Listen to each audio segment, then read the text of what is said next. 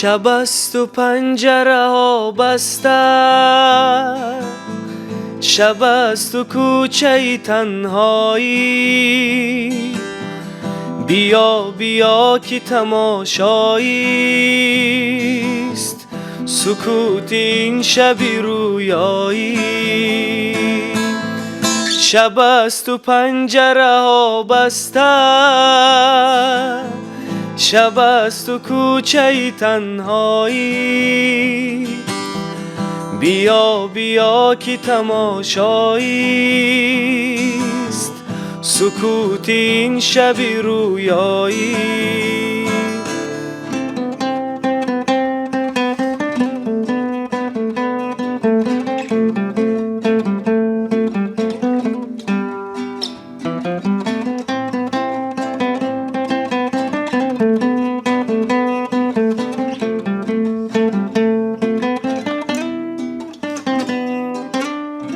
به یاد آن که پرستووار شکست بال و پرش را باد.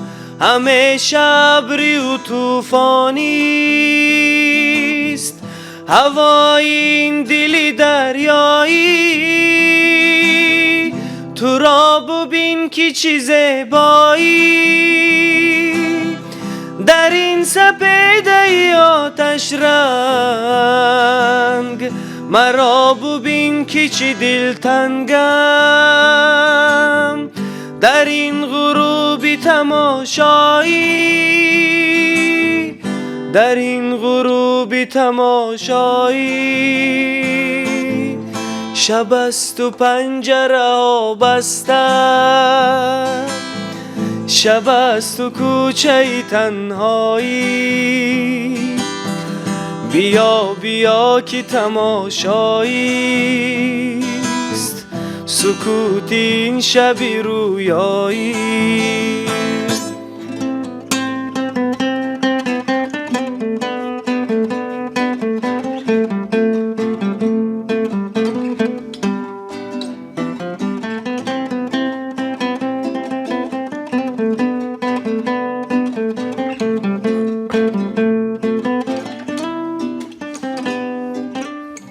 تو ای مسافر دریاها